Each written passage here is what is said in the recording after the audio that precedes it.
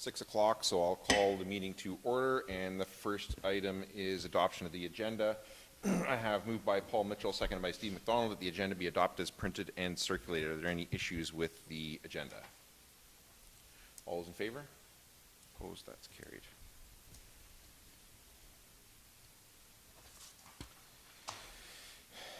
And are there any declarations of pecuniary interest or the general nature thereof? Not seeing any. So we have 3 timed items tonight, 2 minor variances at 6 o'clock, so we better be snappy at that, and a delegation at 6:15. Minutes. Moved by Steve McDonald, seconded by Paul Mitchell, that the minutes from the October 6th, 2021 council meeting be adopted as printed and circulated. Are there any issues with the minutes? All those in favor? Opposed? That's carried.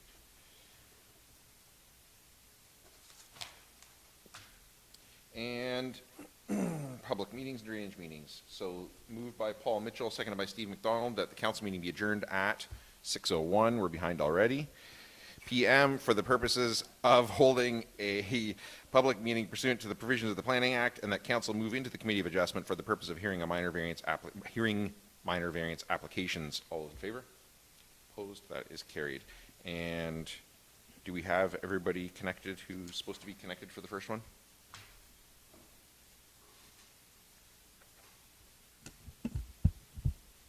Yes, Jen Moody is online. So we're not doing any video of them, we're just going to have audio? I'll move it over. Okay. I mean, I'm okay with whatever they want to do. I just want to be clear before we start. There they are. Okay, so can you guys hear us and see us fine? Yes, we can. Okay, good. All right then, Spencer, I'll turn it over to you for minor variance application A10-21 submitted by Jennifer and Wayne Moody pertaining to lands described as South Part Lot 2, Concession 2, West Zorra in the Township of Zorra, Ward 1. Thank you, Mr. Mayor. As noted, the application we're dealing with tonight is A10-21, which affects property owned by Jen and Wayne Moody. The property itself is on the east side of 31st Line, north of Road 78. For some additional context for the committee, this is a case where there's an existing oversized accessory structure which was given permission in the past, and what the applicants are seeking to do is have a lean-to affixed to that structure. It does put them over the gross floor area, and that is the relief they're requesting here tonight. There were no concerns or comments received by members of the public as a result of the circulation. Similarly, there were no concerns raised by any member of staff. As such, we are recommending that this application be approved tonight, and I'm happy to address any comments or questions that may come up. Are there any questions for the planner from council, or from, sorry, Committee of Adjustment? No, yes, Committee of Adjustment, sorry. Steve. Microphone. They're north of 78. Just a minor correction. Not that it matters a great deal, but they're not in Ward 1. Not in the motion here, so I think we're good there. Okay. Okay, thank you. All right. Anyone else? Questions for the planner? Does the applicant wish to speak to their application? Nope. Thank you for your approval. I'll see you in about 10 minutes. Well, you're not approved yet, but it's looking good, but it's not approved yet. So that just means they don't have any questions for the planner, and you don't want to speak to it. Now I'm going to ask them if they have any questions for you. Does anybody have any questions for the applicant? No. Okay. So then I have, is there anybody from the public for this one? No. Moved by Steve McDonald, seconded by Paul Mitchell, that the Township of Zorra Committee of Adjustment approve application A10-21 submitted by Jennifer and Wayne Moody for lands described as Part Lot 12, Concession 2, West Zorra, municipally known as 315686 31st Line in the Township of Zorra, as it relates to relief from Section 5.1, Table 5.1.1.3, regulations for accessory uses to increase the maximum permitted gross floor area from 170 square meters, 1,830 square feet, to 246 square meters, 2,650 square feet, to facilitate the construction of a proposed structure accessory to a residential use on a property zoned residential existing lot zone RE in the township of Zorra. Does anybody want to speak to that? All those in favor? Opposed? That's carried. Now it's approved. But there are some timelines that you have to adhere to, so I would just suggest following up with Spencer and/or the building department, and they'll make sure that you know what those timelines are so you can comply with those and then you can proceed, okay? You're all good? All right, thanks. And then do we have everybody here for the second one? We do? Okay. I'm just going to wait, Spencer, Yes. until... Okay, there they are. All right. So, minor variance application A11-21 submitted by Benjamin DeRoshi. DeRoshi? Yeah? That's correct, yes. Okay. And Brittany Baker pertaining to lands described as South Part Lot 16, Concession 11, East Nizeri in the Township of Zorra, Ward 3. And I'll turn it over to you, Spencer. Thank you, Mr. Mayor. There are a few things I'd like to highlight with this application A11-21, namely the recommendation that you'll see on the report tonight. It does ask for deferral. However, new information has come to light. The applicant has provided an updated sketch which alleviates the concern of the building department in the sense that the proposed accessory structure appears to now no longer be located on the existing septic system. That is a concern of the building department. And while our CBO is currently on vacation, I can't put words in his mouth, but we are recommending that the application be approved tonight rather than deferred, so I want to highlight that first and foremost. Secondly, I'll just highlight the fact that in reviewing the application, while the applicant had requested relief for the gross floor area for the structure, it appears based on one of their sketches that they may also require relief with respect to the proposed height. We have written that in the recommendation. Staff are satisfied that it doesn't warrant any additional circulation. Through the circulation itself, there were no concerns raised by members of the public. The only thing that came up through internal review is that a proposed second driveway is something that the applicant might be interested in down the road. They have met internally with Steve Oliver, and they are aware of the process through which they need to get approval for that access should this be approved tonight. So in short, we are asking that the application be approved tonight with a condition that allows the chief building official to review the plans and actually sign off on them before issuing his building permit. And I'm happy to address any questions. Thanks, Spencer. Any questions from the Committee of Adjustment for the planner? Does the applicant wish to speak? No, I'm okay, thank you. Okay. No, I think you've kind of gone over everything that I wanted to hear. So the second entrance off the 23rd line is, obviously I think when we measured everything and talked it over, I think we can meet the parameters of that intersection and distance away from, and it just gives a little bit better accessibility into the yard as opposed to having to go across the front yard all the time. Are there any questions for the applicant from the Committee of Adjustment? And was there anybody here from the public for this one? No? Okay. Then moved by Paul Mitchell, seconded by Steve McDonald, that the Township of Zorra Committee of Adjustment approve application A11-21 submitted by Benjamin DeRoshi and Brittany Baker for lands described as Part Lot 16, Concession 11, East Nizeri, municipally known as 843-111 Road 84 in the Township of Zorra, as it relates to relief from Section 5.1, Table 5.1.1.3, regulations for accessory uses to increase the maximum permitted gross floor area from 170 square meters, 1,839 square feet, to 246 square meters, 2,650 square feet, and to increase the maximum permitted height from 5 meters, 16.4 feet, to 6.5 meters, 21.4 feet, provided that the following condition is met, that the applicant satisfies the requirements of the chief building official prior to the issuance of building permit. Anybody want to speak to that? Paul. As far as the excess gross floor area, we've addressed that multiple times, and this committee's been in favor on this type of lot. As far as the extra height to the building, I see no problem with that because of the location. It's out in the country, surrounded by farms or fields. And the only reason that this was being recommended that we defer was because we were missing a piece of information, which we now have, so I think that it's wise to approve this application. Anyone else? All those in favor? Opposed? That is carried. So that's approved. So again, same thing as I said to the last minor variance applicant. Follow up with planning and building staff, and they'll make sure that you're aware of the timelines before you can proceed, and you've got a condition on there that you got to satisfy Mike, so you're going to be talking to him anyway. But other than that, you should be good to go, okay?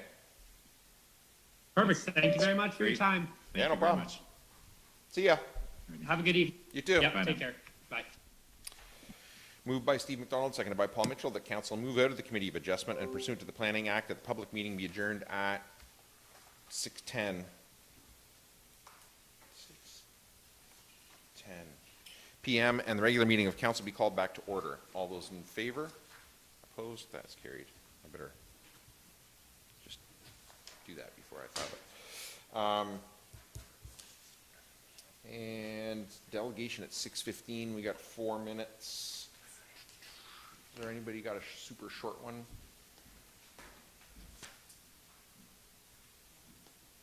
No. There's nothing for fire. Yeah. Oh, 10. I think. Nah. No. I'll try that. 11?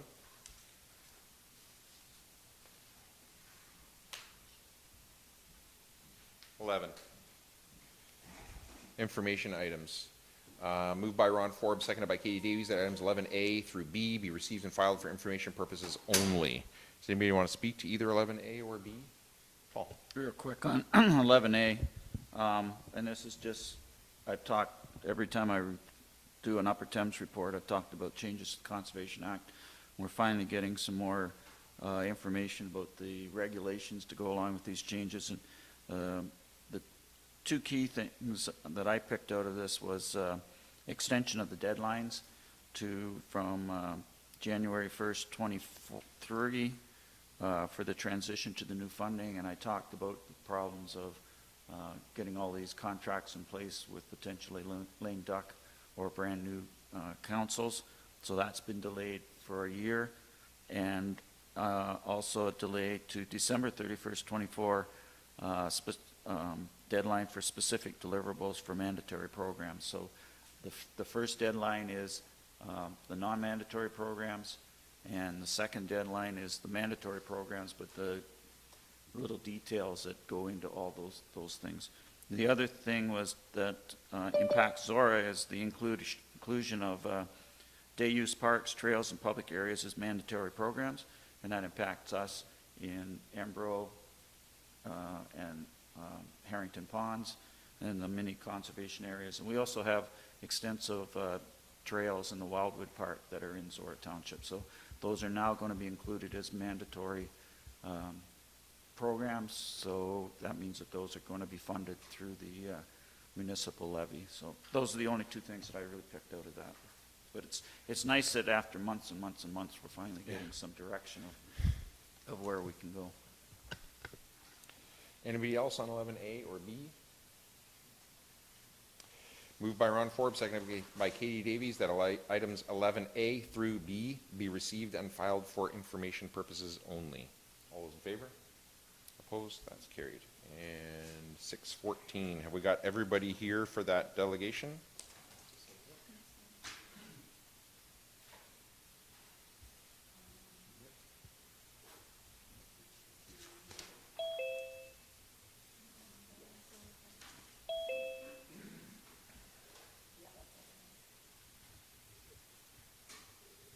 I'm sure there's two Jessicas on Argonne Street.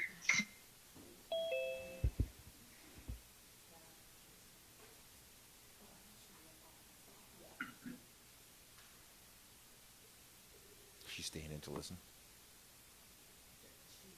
Yeah. Yeah. Can you guys all hear us and see us?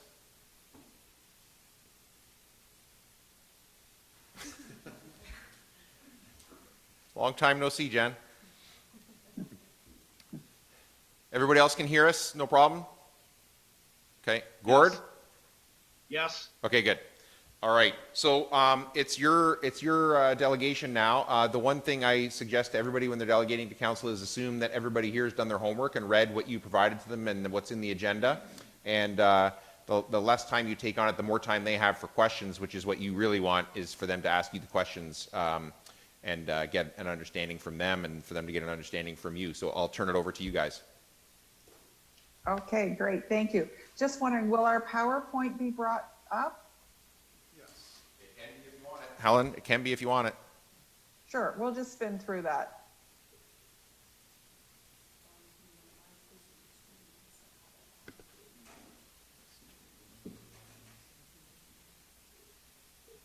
So I just want to introduce everyone on the call then.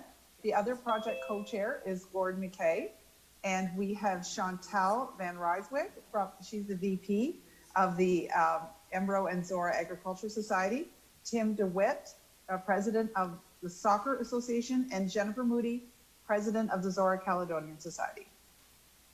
So the project that we are proposing this evening is called the Ambrose Zorra Community Center Pavilion Project. And we are interested in this project after going to the Canada's Outdoor Farm Show. We have a picture in there of Jennifer, and she's with the children's area, and it's very bustling. So we realized there that people like to be in a pavilion type building where they are covered with a real roof, but it's still open to the sides. So that's where this all started from. And so from there we went and chatted to our project partners that we're calling them. And so we've got interest in to move forward with this. And so with our proposal then, Gord kindly spent some time this summer getting some project costing. And so that's on one of the slides that you'll be seeing in front of you. And so basically we're looking at a 63,000 times 3 proposal. And so the ones on the call tonight, we are prepared to fundraise 63,000 and provide that. And then as well, we'd like the township to supply 63,000. And then we are willing to go out, write grants, and get some funding from people that are not on this call to see if they would support it as well. So we've got a project timeline in there as well. Again, when Gord priced things, it was 40% more expensive than it would have been the year before. We know we're in basically a supply chain crisis in our country, and that's affecting everyone. So, I mean, we've been 85 years without it, is like how we like to think about it. So if it didn't go forward in a year from now, maybe 2 years would be better. So whatever, whatever council is willing to support. And yeah, well, I'll just turn it over then for comments. We've got the 5 reasons in there of why we think it's a good idea, of course, and actually quoting 4 different references from the Zurac, from the report of the cultural and recreation feasibility study that was done. So we've got that in the report as well. And so I'll just turn it over to Chantal for some comments from the Ag Society. Oh, you're just on mute, Chantal. Yeah. I went back to live teaching and now I can't remember to unmute myself. The pavilion is a flexible space that we think would be inviting for people to gather and socialize in a manner that would be convenient to keep them safe from the elements, but also just a nice space to meet and gather. It's a good shelter, a shaded space on a warm day, provides extra seating and eating space. We'd like to do crafts with the kids, activities with children, a nice space for them to be outside, but still sheltered when we're doing that. And then as well, we also thought it would add value to the fair and that it would lessen the need for us to rent tents and would provide another source of power for inflatables and food trucks, etc. So thank you for your time on behalf of the Ambrose and Zorra Agricultural Society. Great. And then over to Tim. Hi, good evening. Yeah, Tim DeWitt from Ambrose Minor Soccer. We were asked to get involved in this project just mainly to look at location-wise that would benefit the soccer and the and not hinder our field space. But after talking to people and on our executive and people in the community about it for soccer, we see a lot of benefits for our programs as well, including on opening night for Meet the Coaches and handing out uniforms, We also host several tournaments during the year, and that would be a great place to serve food, as well as, shelter. And depending on the location, there's opportunity to watch the games from there, from a pavilion as well. So as part of soccer, we see a lot of benefits to having that pavilion at the Ambrose Community Center. So thank you. Very good. Thank you. And over to Jennifer. Hi, everybody. I just, in the recent years, we've had sort of a new initiative with the Zorra Caledonian Society to increase our community profile and to grow our membership and to reach more of a vast demographic, including young families. And to promote our events to all of those people. And so we've been hosting lots of things other than just the Ambrose Highland Games recently. We have a golf tournament, tartan day, trivia nights, scavenger hunt this summer we did. Even during COVID times, we've kept new events coming from the Caledonians. We are having on November 22nd a speaker come named Kathleen Anderson, who is an Indigenous woman who is going to come and speak to us as an educational night. We have children's camps, Scottish children's camps. The children don't have to be Scottish. The activities are Scottish. And then, of course, the St. Andrew's night. And in these times of group meeting outside and needing to be social distanced and having a safe spot, we think this pavilion could fit our needs in lots of different ways, but also pulling the community together. And we believe that for all of the reasons that Chantel and Tim have already, and Helen already mentioned, we believe that it would bring the community together for lots of different opportunities, from families using the pavilion, single families during these COVID times, weddings, rehearsal dinners, family reunions, birthday parties, right to large scale events like ours, like the Highland Games. We think it would provide shelter, like Chantel said, from the elements. And we just believe strongly that's a worthwhile project. We obviously believe strongly enough to be willing. We've pledged quite a bit of money towards the project. And why don't you share that, Jennifer, in case they missed that in their preview notes? Well, I wish I had the screen up in front of me. I kind of thought I'd be able to see the screen, which I cannot. 40, right? Yeah. The Caledonians? Yeah. Well, 63 with our groups, right, Helen? 63 Yes. with Yeah. our team, Yeah. but the Caledonians pledged 40 on their own. Yes, the September, actually a month ago tonight, the September 20th meeting. Thank you, Jennifer. And then over to Gord. Hello, my name is Gord McKay, and I co-chair the committee with Helen.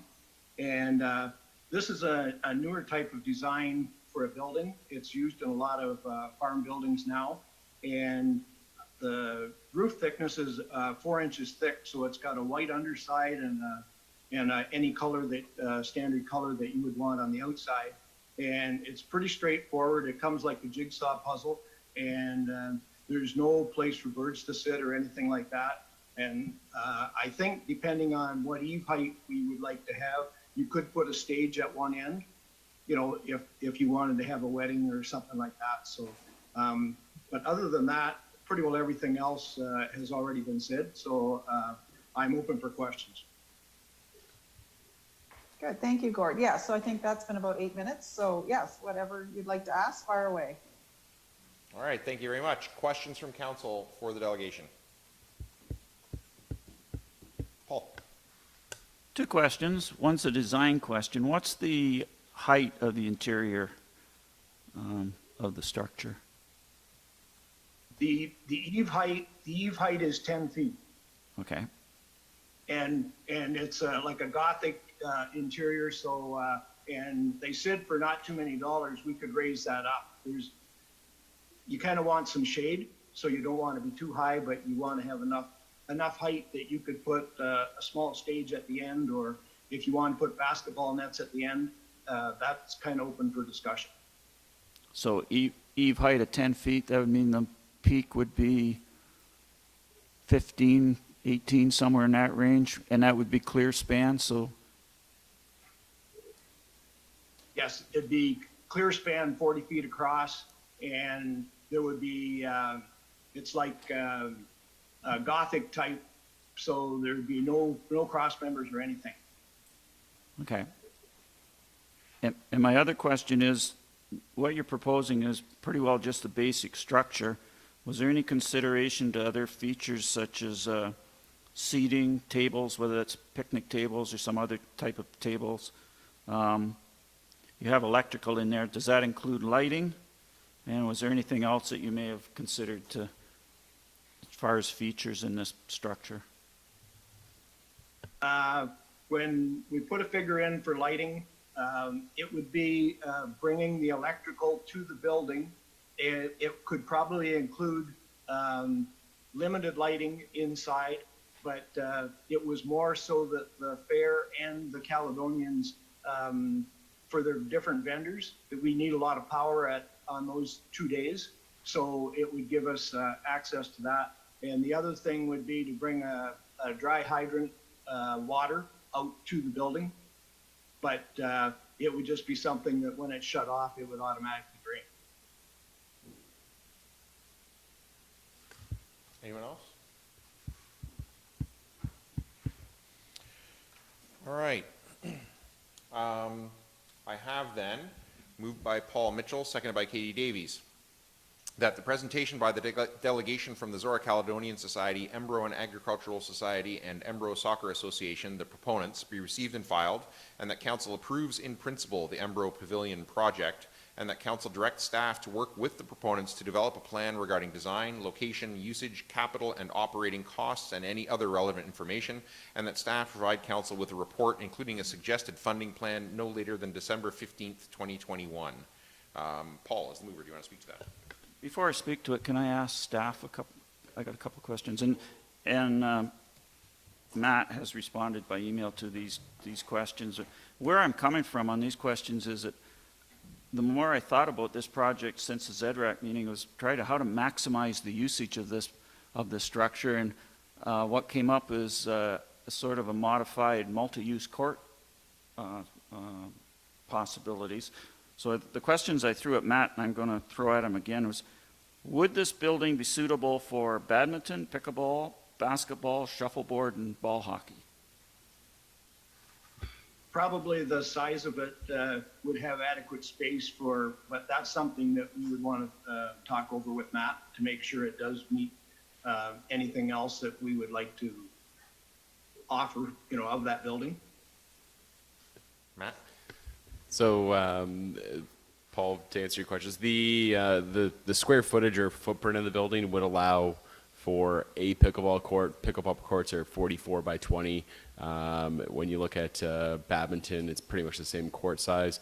Ball hockey, you can make your own court size and make it kind of as big or small as you want, but this is sufficient for something like that. And basketball, once again, you can make a half court or something smaller. The ceiling height would be something we'd have to investigate with the group to find out. And even for badminton, whether ceiling height would be sufficient for basketball. Typically, you want 20 plus feet of span for basketball.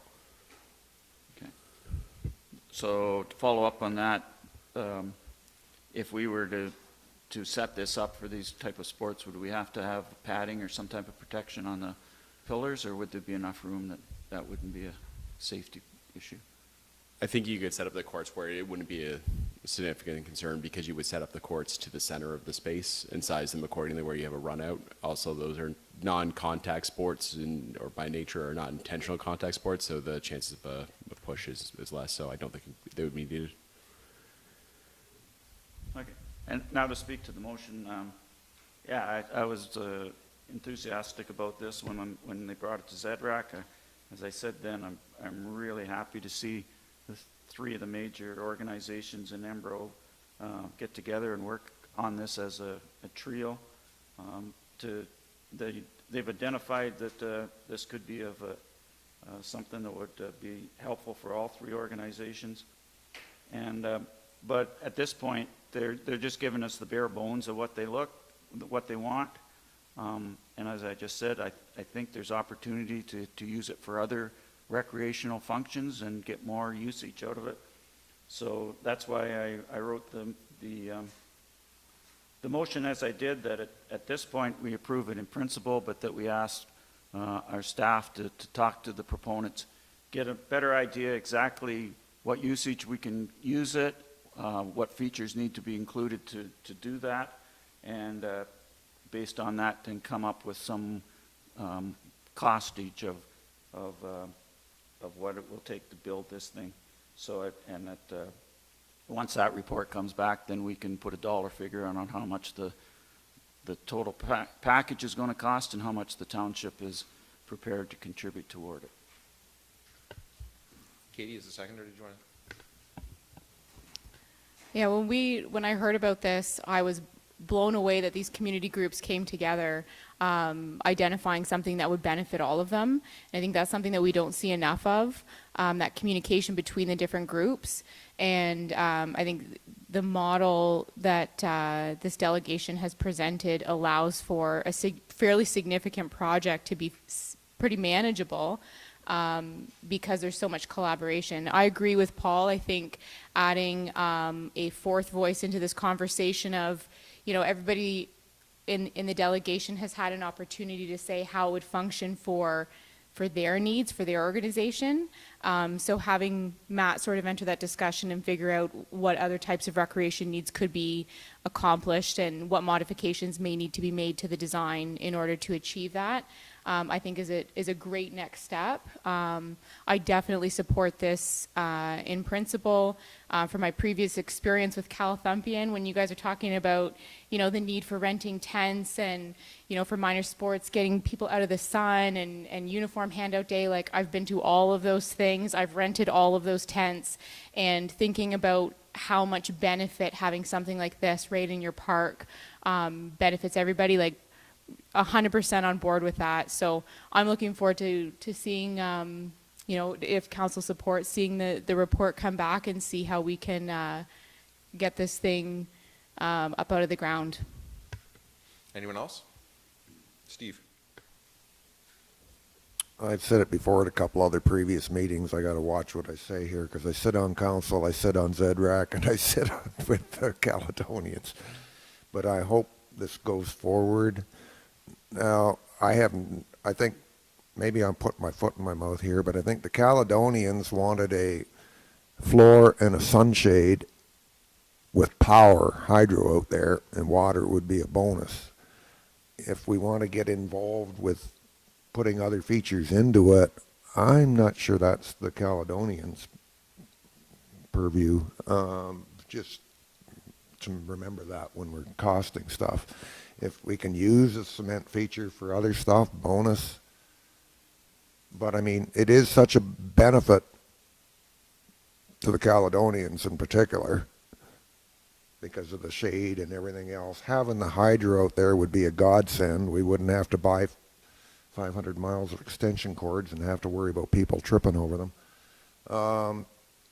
Soccer and the ag, they can use them, but I would just remind everyone before they vote that there's so many other potential things and benefits to this, to the township and the whole community. Like Jen said, wedding rentals and then eating inside it, renting the rest of the hall for the meal.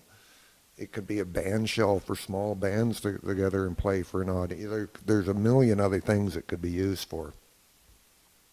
So I'm all in favor. I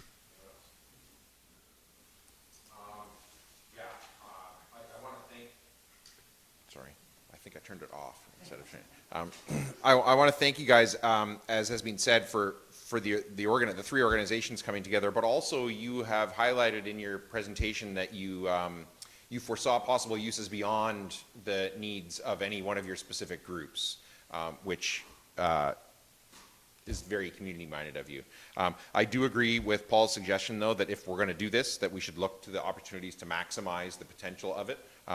And so getting a report back for council to consider those opportunities and whatever they might be, I think is entirely appropriate. And I think that would be a good thing for us to get that back. So anybody else want to speak to that? All those in favor? Opposed? That's carried. So Matt, I guess one of us probably should have asked if December 15th was a reasonable date, but. Yes, we can get this back for December 15th. And so I assume that all the people in the delegation tonight will be ready and keen to work with Matt as he has any questions on different options to be considered and what you all think of that and everything. And then we'll look forward to getting that report back on December 15th. And you guys are all welcome, of course, to attend that meeting as you are any council meeting and hear how that goes as well. Okay? Great. Thank you so much for your time, and thank you to my co-presenters tonight for joining the call. Thanks very much for this initiative. Yes. Thank you. Thank you. Bye. Night. Bye. And Recreation Department, 8.2A Memorandum 2021-168 from the Director of Recreation Facilities regarding Zorra Splash Committee fundraising update. Matt. If you remember, it wasn't that long ago that the Splash Committee had asked for us to discuss the potential next step in bringing forward procurement ahead of them completing their fundraising goals. So I wanted to bring this report to council to inform council they've reached that initial fundraising goal and that how we're planning to proceed with it. The committee's next meeting is the next Thursday, the 28th. Questions from council on the report? Not seeing any. Moved by Steve McDonald, seconded by Paul Mitchell, that memorandum 2021-168 from the Director of Recreation and Facilities be received and filed for information purposes only. All those in favor? Opposed? That's carried. And yes, Paul. Yeah, just congratulations to everybody involved in this. That this is an amazing achievement considering everything that's been going on in the world. To raise this kind of money in such a small community. So a virtual pat in the back to all of them for the work that's been done over the last, as Matt said, not that long. I wouldn't believe that they could have raised that amount of money in that short a time without a huge grant from somewhere. This is truly a community project. Yeah, I was talking with Crystal one night about it, and she was saying the same thing. I was slightly less enthusiastic. So I said I'll be applauding when I'm standing there soaking wet. But until that happens, it's not quite done. But that being said, I'm confident that we will get there. 8.4 Public Works Department Memorandum 2021-167 from the Director of Public Works regarding a construction progress report of the Zorra Maintenance Facility. Steve.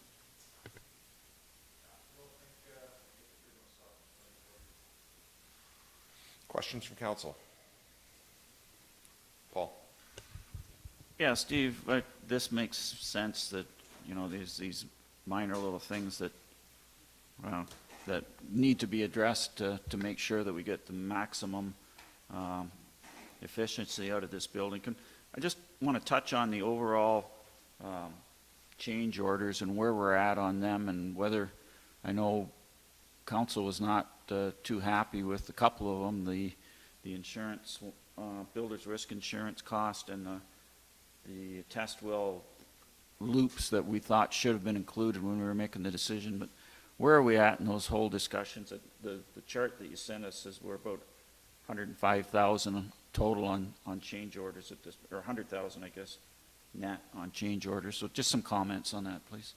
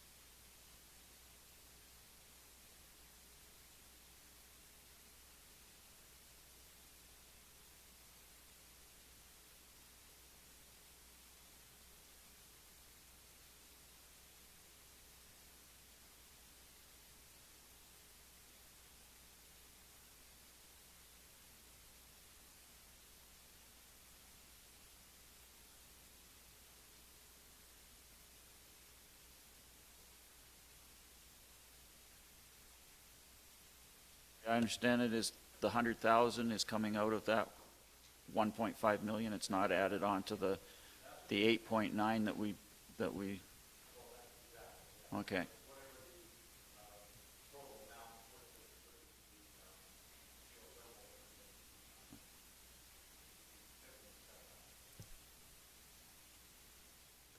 Anyone else? Steve? Minor clarification, just for my own little mind. The shunt trips and all that kind of stuff, can you clarify that for me? What exactly is it? Right.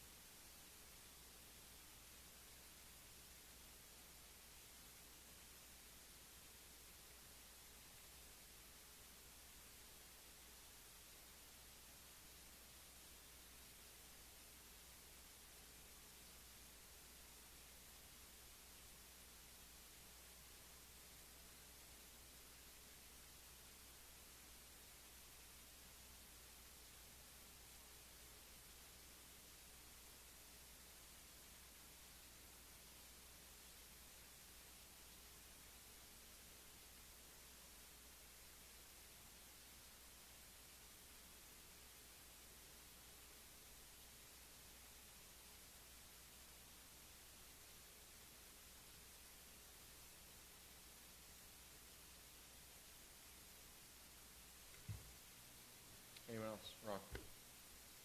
Ron?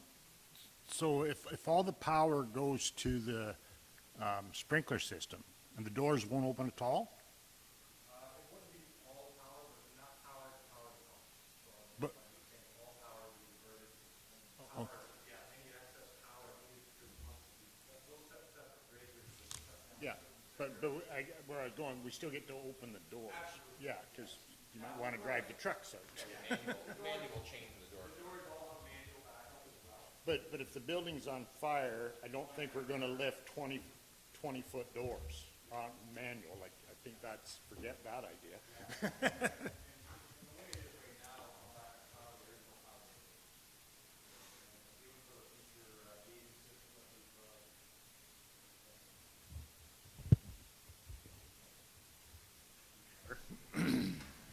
So it's even things like the, proposed for the entrance gates that we put in for future, there was no plumbing for backup power for the entrance gates, so that wouldn't be a good thing either. So these are the things we are looking at to include in the backup power, how much more power we need, and how much more power we can get by installing these shunt trip breakers.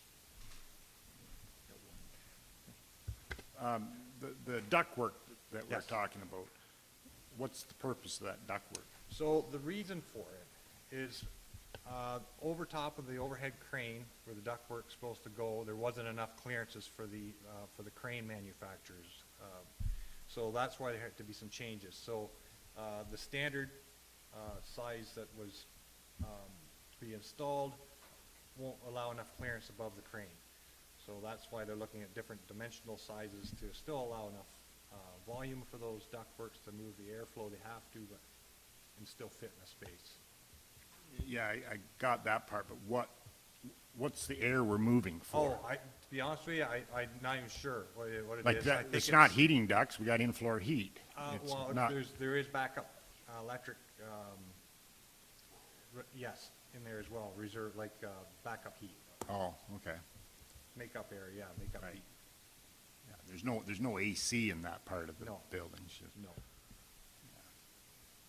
And, I mean, I'm just trying to think of a way around it, but, so the crane is in the second last bay, is it not? No, it's at the very north bay, Well, the very north bay? Yeah. Oh, okay. right.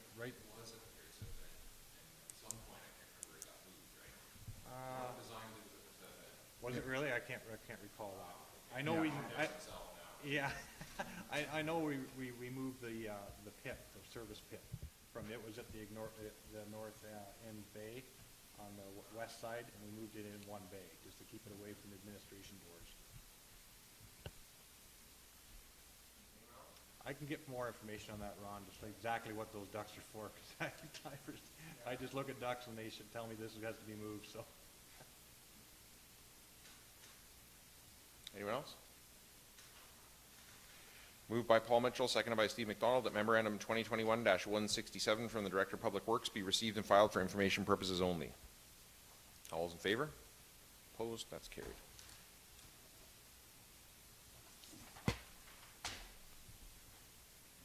Thanks, Steve. 9A, correspondence requiring direction, Roma 2021 virtual conference. So I just asked staff to put this on here so that we could have a conversation about what delegations council wants to make. Now, Alicia, you prepared a motion for this, but I think we don't really need a motion for that, do we? Direction to staff is fine, or do you want to do it with a motion? Okay. The only reason I'm hesitant to do the motion is, what if somebody thinks of something else next week and we've done a motion, then really we should do another one to add one. And I'm just guessing that everybody here would be like, that's fine if somebody decides to add one. So I'm going to say, we'll just do, if you guys are, Karen's nodding, so that's fine. So what delegations are we interested in having? And I think we have time, I can't remember what the deadline is, but we have time before, after the next council meeting as well, right, I think? Yeah, so there's time. So I just thought we should, start talking about that now. We can finalize it later, but we can give some direction to staff now as to what delegations we want to do.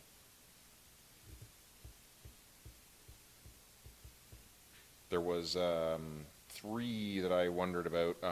I know the Community Schools Alliance already asked me if we would be submitting a delegation for one. I said we will, although last time we never even got a response, so I don't know if maybe they don't like us anymore and somebody else should, I don't know.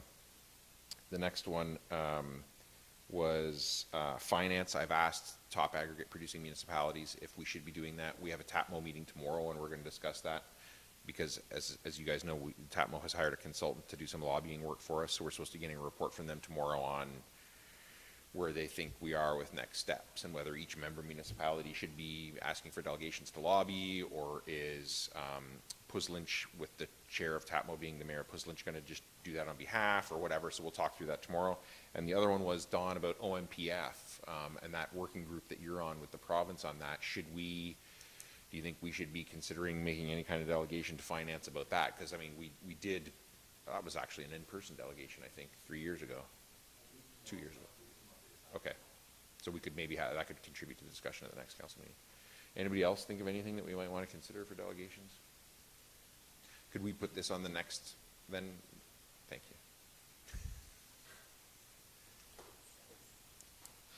you. Yeah. Touche.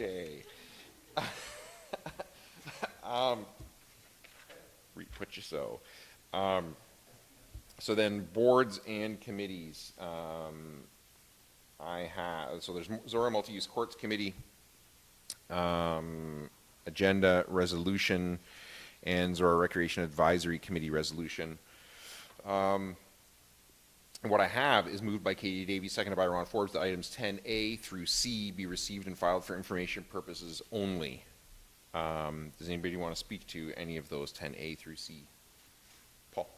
Just probably a question for Katie, and that's about the resolution. So the way I read it, the committee identified that if the costs come in above what we're willing to go forward with, then they would want the extra court as opposed to the better quality.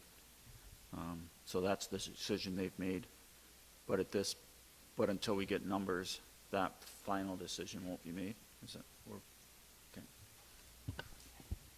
Yeah, so the committee had some discussion about some of the different options, and what they arrived at was that they would prefer to see the additional court, and that the surfacing could be something that could be added in the future. Where adding the additional court would have more costing, those sort of mobilization costs, that in the long run, if both things were to be completed, that it would be more cost effective to have that additional court put in now. They saw the value in it. And also with the fresh asphalt, it does provide a decent surface to play on. And when it starts to break down, that might be an opportunity at that time to use the acrylic surfacing as a method of revitalizing the courts. So they were still in favor of having the full, so they have an understanding of the funding model that council is supportive of the 70-30, and they're aware of the financial implications of that on the full scope of project that they have proposed, and they are still interested in proceeding with the full thing if council were to approve it. But if council is making considerations for alterations to the project for costing, that is what they're hopeful, at least that we can consider that is of preference to them. And that's good. And that's the direction we were looking for when we talked about this at the last meeting, that if you had your druthers, which druther would you druther have? Anyone else on that? So I'll just read again. Moved by Katie Davey, seconded by Ron Forbes, that items 10A through C be received and filed for information purposes only. All those in favor? Opposed? That is carried. And we did information items already, so bylaws, then community calendar, items of community interest, calendar, and then closed. Moved by Katie Davey, seconded by Ron Forbes, that bylaws 64-21, 65-21, 66-21, and 67-21 be taken as read a first, second, and third time and finally passed, and further that the mayor and clerk are hereby authorized to sign the same and affix the corporate seal thereto. All those in favor? Opposed? That is carried.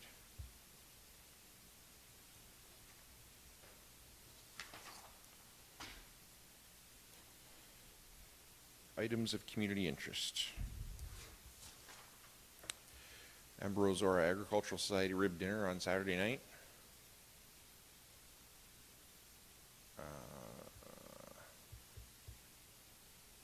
ZRAC Tuesday? ZRAC Tuesday evening, Upper Thames Tuesday morning. Tuesday morning, okay. On the 26th.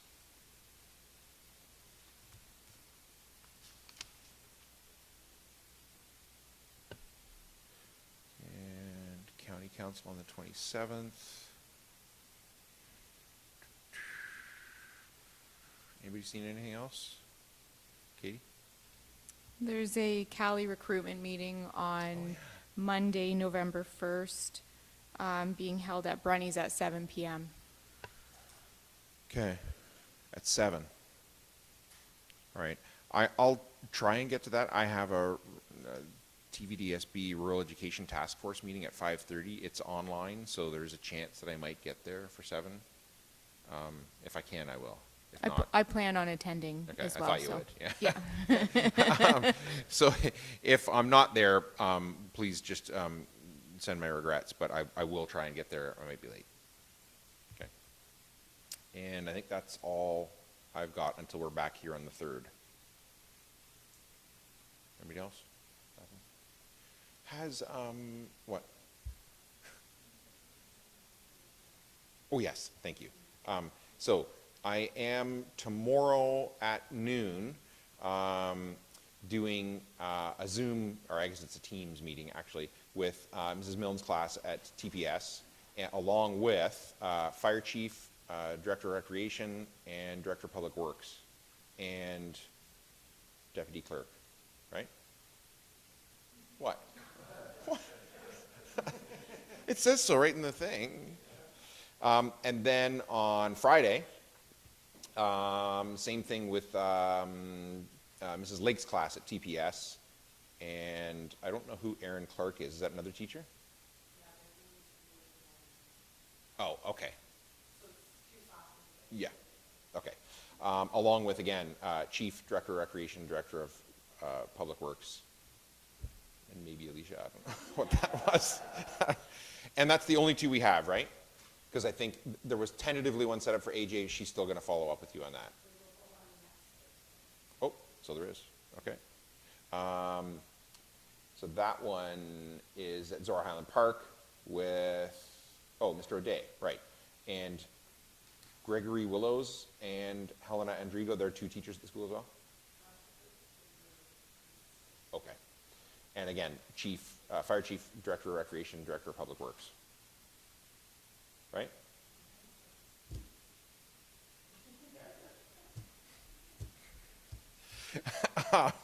And again, there is one TBD with AJ.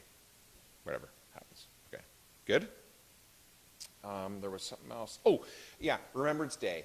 I know usually Lisa reaches out, right?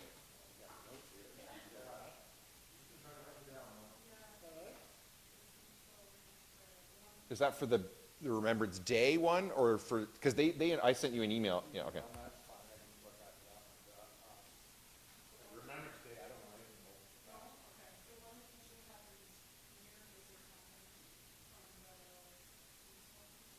Yeah.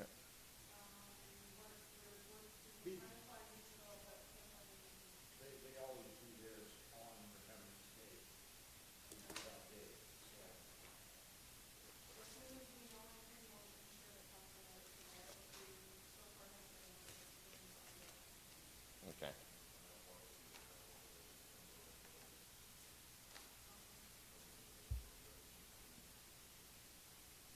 All right. Same problem every year. Oh well, it's too bad. All right. So I think what I have left then is closed and then confirmatory, right? So for anybody watching this live or later on YouTube, we're going to go into closed session now, and live streaming will end. When we come out of the closed session, all that will be left is some procedural matters, confirmatory bylaw, and adjournment. So Alicia, can you just let us know when, or I'll read the motion first and then let us know after that when we're in closed. Moved by Ron Forbes, seconded by Katie Davies, that council move into closed meeting session at 6:58 p.m. pursuant to section 239.2D, labor relations or employee negotiations. All those in favor? Opposed? That's carried. And Alicia, let us know when we're in, or when the video and audio is off. Thank you.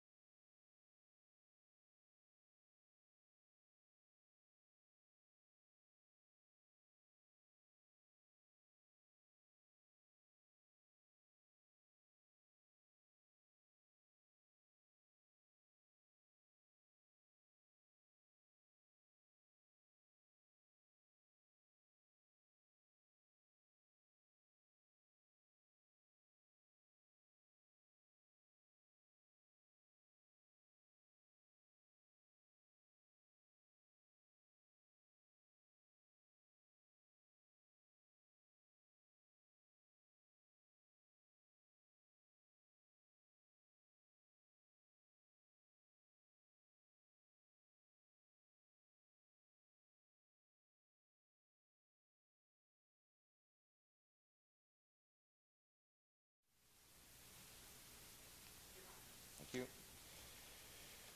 So, coming out of close then, moved by Katie Davey, seconded by Ron Forbes, that council authorize the creation of a customer service clerk position effective November 2021. Anybody want to speak to that? All those in favor? Opposed? That's carried. And moved by Ron Forbes, seconded by Katie Davies, that bylaw 68-21, being a bylaw to confirm the proceedings of council held October 20th, 2021, be read a first, second, and third time this October 20th, 2021, and further that the mayor and clerk are hereby authorized to sign the same and affix the corporate seal thereto. All those in favor? Opposed? That's carried. And moved by Katie Davies, seconded by Ron Forbes, that this session of council be now adjourned and herewith closed at 7:55 p.m. and the next meeting of council be called for the November 3rd, 2021 at 9 a.m. in the council chambers of the Township Municipal Office. All those in favor? Opposed? That's carried, and we are adjourned.